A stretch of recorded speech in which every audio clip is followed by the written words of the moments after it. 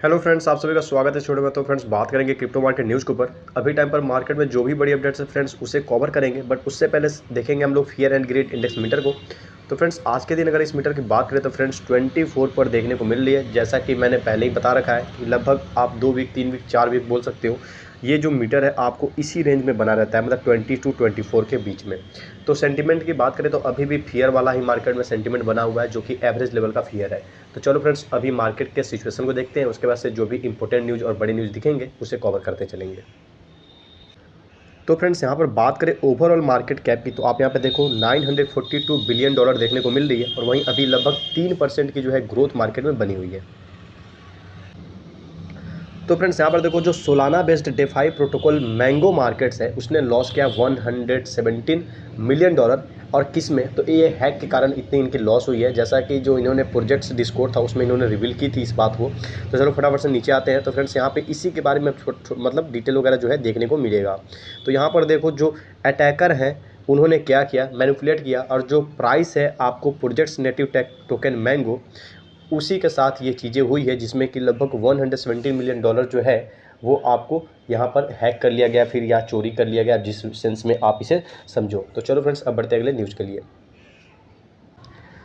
तो फ्रेंड्स यहाँ पर देखो जो क्वाइन सेंटर है इसने मुकदमा दायर किया है किसके अगेंस्ट में, तो यूएस ट्रेजरी है। और किस कारण से, तो जो टोर्नेडो कैश के बैन को लेकर इन्होंने ये मुकदमा किया है। और साथ ही साथ जो लॉसूट है उसमें इनका कहना है कि जो गवर्नमेंट की एक्शन है वो अनलॉफुल थी, मतलब कि कानून के तहत नहीं थी, मतलब ऐसा नहीं करना चाहिए था उनको। तो चलो फटाफट से नीचे आते हैं। तो यहाँ पर देखो बोला जा रहा है कि जो non profit that focuses on policy issues facing cryptocurrency, ये बताया जा रहा है आपको क्वाइन सेंटर के बारे में कि क्वाइन सेंटर क्या है। तो एक नॉन प्रॉफिट है जो कि क्या करता है, तो जो भी पॉलिसी है जो कि इशूज होती हैं जिसमें कि क्रिप्टो करेंसी को फेस किया जाता है या उससे जुड़ी कुछ तथ्य होती हैं, उसी ने क्या किया है, तो एक लॉसूट जो है, मुकदमा जो है दायर करा है किसके खिलाफ में, तो ट्रेजरी डिपार्टमेंट, उसके यहाँ से जो सेक्रेटरी है आपको जेनेट येलेन ट्रेजरी की, उनके अगेंस्ट, उसके अलावा जो ओफेक है उसके अगेंस्ट, मतलब इन तीनों को मतलब ऊपर इन्होंने मुकदमा डाला है। अब यहाँ पे क्वाइन सेंटर जो जो इसने कोर्ट में फाइलिंग की है, इसमें इनका कहना है कि जो गवर्नमेंट की सेक्शनिंग थी, प्रतिबंध थी टोर्नेडो कैश को लेकर, उन्होंने क्या किया, तो अपने जो उनकी अथॉरिटी है, उनकी जो स्ट्रक्चर है उसको कहीं ना कहीं थोड़ा सा उन्होंने एग्जिस्ट कर दिया, मतलब जहाँ तक उनका लिमिट था उससे भी थोड़ा सा वो ऊपर उठ के काम किए, जो कि उनको नहीं करना चाहिए। और इसी के चीज़ें पर इन्होंने आगे बोला कि जो अमेरिकन्स हैं उनके पास क्या है, तो राइट टू प्राइवेसी है, साथ ही साथ right to protect their property. उनके पास राइट टू प्राइवेसी है, और अपना जो भी उनका प्रॉपर्टी है उसके लिए right to protect their property है। तो यही चीज़ें इन्होंने बोला है, और उसके अलावा इन्होंने केस दायर किया है। तो फ्रेंड्स ये माइनिंग रिलेटेड आपको न्यूज़ है। यहाँ पर बोला जा रहा है जो गैस टू बिटकॉइन फर्म है, ये गैस टू बिटकॉइन फर्म है जिसका नाम यहाँ पे देख लो क्रूसोई करके है, क्रूसोई एनर्जी। इसने क्या किया है, तो एक्वायर किया है ऑपरेटिंग एसेट किसके, तो ग्रेट अमेरिकन माइनिंग के इन्होंने ऑपरेटिंग एसेट्स को एक्वायर कर लिया। नीचे आएंगे तो यही चीज़ फिर से देखने को मिलेगी। ये Denver based gas to bitcoin infrastructure company है जिसका नाम है क्रूसोई एनर्जी या क्रूजोई एनर्जी जो भी है। इन्होंने अनाउंसमेंट की वेडनेसडे के दिन में, आज से 2 रोज़ पहले, कि इन्होंने क्या किया है, तो जो ऑपरेटिंग एसेट्स हैं उसको इन्होंने एक्वायर किया, और ये एसेट्स किसके हैं, तो ग्रेट अमेरिकन माइनिंग के हैं। जिससे कि इनकी जो है अब एक्विजिशन वगैरह करने के बाद से इनका ओवर 10 मेगावाट्स जो माइनिंग कैपेसिटी है वो थोड़ा बहुत इसमें इनको मिलता है लाभ, और इंक्रीज होती है, और इनके पास टोटल 4000 एसिक माइनिंग रिग्स अब हो जाते हैं। तो फ्रेंड्स यहाँ पर देखो जो डेवियर्स के सीईओ हैं जो कि उम्मीद करते हैं कि जो अभी जो वोलेटिलिटी है मार्केट में, क्रिप्टो मार्केट में, इस साल के अंत तक अभी आगे भी जो है बना रहेगा, जो चलता रहेगा। उससे इन्होंने कुछ चीज़ें जो है प्रिडिक्ट की हैं। इन्होंने बोला कि जो इन्वेस्टर्स हैं वो क्या करेंगे, मतलब सेबी का मतलब यहाँ पे आप आसान भाषा में अगर समझा जाए तो जैसे कि 2-3 टाइप के इन्वेस्टर होते हैं। कुछ इन्वेस्टर होते हैं जो कि बस सोचते हैं कि आज लगा के बस कल करोड़पति बन जाना है, आज लगा के 1 सप्ताह के अंदर करोड़पति बन ही जाना है, और 1 सप्ताह के अंदर करोड़पति अगर नहीं बने या पैसा थोड़ा सा नीचे चला गया तो वो बहुत ज़्यादा पैनिक हो जाते हैं, क्योंकि उनके पास थ्योरेटिकल नॉलेज होती है, मतलब उनको थ्योरी जो है वो सब कुछ पता होता है, कैसे मार्केट काम करता है, कैसे चीज़ें होती है, बट उनको अपने जो इमोशंस हैं उस पर कंट्रोल नहीं होता है। जो फियर और ग्रीड होती है, जिसको सबसे ज़्यादा मैटर करना चाहिए, क्रिप्टो मार्केट हो या फिर शेयर मार्केट हो, क्योंकि अगर आपका फियर एंड ग्रीड, अपने सेंटिमेंट, अपने इमोशंस पे आपका कंट्रोल नहीं है, तो फिर जब आपको प्रॉफिट हो रहा होगा तो आप अच्छा प्रॉफिट नहीं बना पाओगे, क्योंकि आप सोचोगे कि मार्केट यहाँ पे आई है, थोड़ा और ऊपर जाए तब निकलूंगा, थोड़ा और ऊपर जाए तब निकलूंगा, लेकिन उसके बाद से जब फिर से मार्केट नीचे आएगी तो भी आप नहीं निकल पाओगे, क्योंकि अब आप सोचोगे कि मुझे पहले 1000 रुपये का प्रॉफिट था, अब तो 800 का है। फिर सोचोगे चलो एक बार और 800 से कहीं 1000 पे चला जाए तो मैं निकल जाऊंगा, क्योंकि मार्केट लगातार नीचे भी नहीं आता है और लगातार ऊपर भी नहीं जाता है। Up down up down up down करके ऊपर जाता है और फिर अप डाउन करके नीचे आता है। तो इस चक्कर में क्या होता है कि प्रॉफिट आप 100-200 ही बुक करके रह पाओगे, क्योंकि लालच के चक्कर में आप सही टाइम पे निकल नहीं पाए। उसी तरह से होता है फियर में, कि डर के मारे आप थोड़ा दिन ही वेट करते हो या थोड़ा समय ही वेट करते हो और तुरंत सेल कर देते हो कि भाई बहुत ज़्यादा लॉस हो गया। तो ये चीज़ें थी जो इन्वेस्टर्स के साथ बहुत गलती होती है, जो बिगनर्स होते हैं, बिगनर्स भी नहीं, जिनको अपने इमोशंस पे कंट्रोल नहीं हो, चाहे वो 4 साल से ही ट्रेड क्यों ना कर रहे हो। तो फ्रेंड्स अब यहाँ पे देखो, नीचे अब हम लोग आएंगे, अब आते हैं फिर से अगेन से टॉपिक पे। तो अब इसे फिर से हम लोग आसान भाषा में समझने की कोशिश करेंगे। तो फ्रेंड्स यहाँ पे ये जो डेवियर ग्रुप है, पहले तो ये है क्या, तो एक फाइनेंशियल एडवाइजरी और एसेट मैनेजमेंट फर्म है।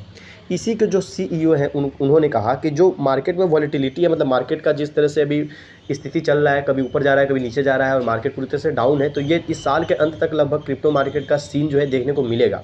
साथ ही साथ इन्होंने जोर देकर बोला कि जो सीरियस इन्वेस्टर है, सीरियस इन्वेस्टर से इनका मतलब ये है कि जिनको नॉलेज तो है लेकिन उसके अलावा वो काफ़ी ज़्यादा अपने इन्वेस्टिंग को लेकर सीरियस है। तो इसका मतलब वो लॉन्ग टर्म इन्वेस्टर की तरफ टारगेट कर रहे हैं, कि जो लॉन्ग टर्म इन्वेस्टर हैं, बड़े बड़े कुछ सालों के लिए, 2-2 साल 10-10 साल 20-20 साल के लिए टारगेट करके बैठे हुए हैं। उनको इस मार्केट से या अभी जो भी चीज़ें जो बुरी हैं मार्केट में, उससे उनको कोई भी प्रभाव नहीं पड़ने वाला है, खासतौर पर देखा जाए तो।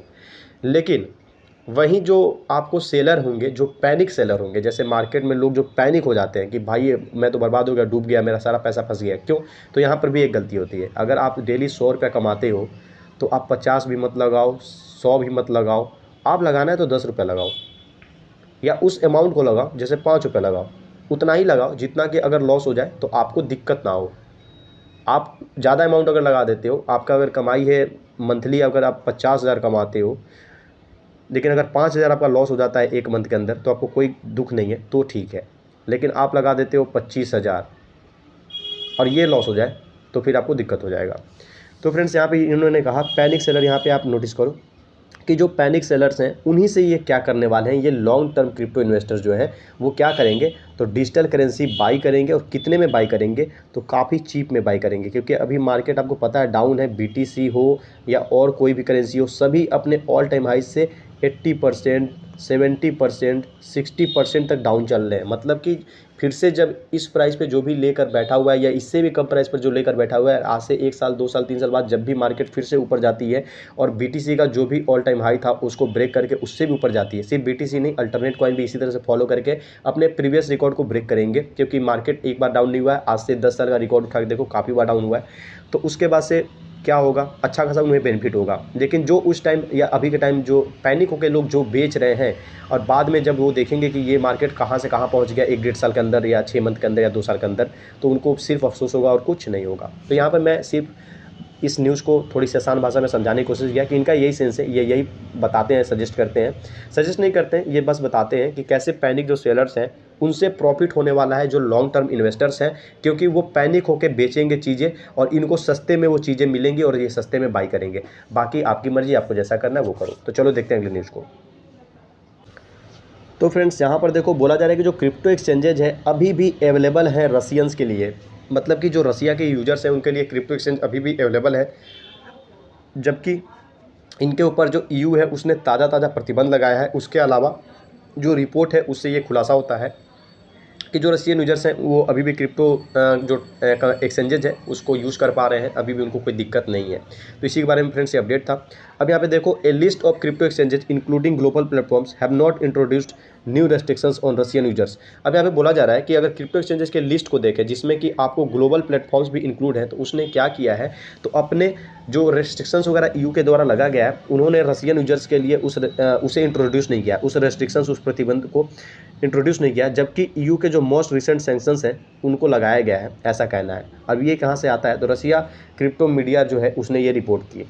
अब जो लेटेस्ट यूरोपियन पेनाल्टीज हैं वो टारगेट कर रही हैं किस पे, तो क्रिप्टो रिलेटेड सर्विसेज पे, ताकि वो रसिया के ऊपर में बहुत ज़्यादा प्रेशर बढ़ा सके, जिस तरह से रसिया का अभी भी यूक्रेन के साथ में तनातनी बना हुआ है। तो फ्रेंड्स यहाँ पर देखो, जो सैमसंग है वो क्या करने वाला है, तो जो Knox matrix blockchain based security system है वो अपने स्मार्ट डिवाइसेस के लिए लाने वाला है, लॉन्चिंग करने वाला है, ऐसा इनका प्लान चल रहा है कुछ। तो फटाफट से नीचे आते हैं। तो सैमसंग के बारे में तो आपको पता ही है, कंज्यूमर इलेक्ट्रॉनिक्स एक जायंट है, मतलब बहुत ही बड़ा कंपनी है इस मार्केट में। साथ ही साथ इन्होंने अनाउंसमेंट किया है कि ये इंट्रोड्यूस करने के मूड में है, जो कि इनकी ब्लॉकचेन लाइक सिक्योरिटी सिस्टम होगी इनके ही स्मार्ट डिवाइसेस, मतलब जो मोबाइल फ़ोन्स वगैरह आते हैं उसके लिए। अब इसको इन्होंने मिस्टेक हो गया, इन्होंने नेम जो दिया है वो है नॉक्स मैट्रिक्स। अब ये क्या होगा, तो ये एक ऑब्जेक्टिव होगा सिस्टम का जो कि इंक्रीज करेगा सिक्योरिटी, मतलब कि जो भी ये नई चीज़ें जो इंट्रोड्यूस करेंगे वो मेनली सिक्योरिटी पर्पस के लिए काम करने वाला है, जो कि एक ब्लॉकचेन लाइक सिक्योरिटी होगा, मतलब ब्लॉकचेन से बेस होगा या ब्लॉकचेन रिलेटेड होगा। और ये क्या करेगा, तो इनकी मल्टी डिवाइस इन्वायरमेंट पे ये काम करेगा। साथ ही साथ हर एक डिवाइस एक दूसरे को मॉनिटर कर पाएंगी अदर्स के, and sharing access data to simplify login task, और एक दूसरे से डाटा शेयर कर पाएंगी ताकि आसानी से जो है लॉगिन टास्क को किया जा सके। तो इस तरह से इनका ये जो प्लानिंग है वो चल रहा है और आने वाले टाइम में ये इसको लॉन्च करते हुए देखने को मिलेंगे। तो फ्रेंड्स फिलहाल के लिए इतना रहने देते हैं। वीडियो पसंद आई तो फटाफट से लाइक करो, चैनल पर नया तो सब्सक्राइब करो। मिलते हैं नेक्स्ट वीडियो में।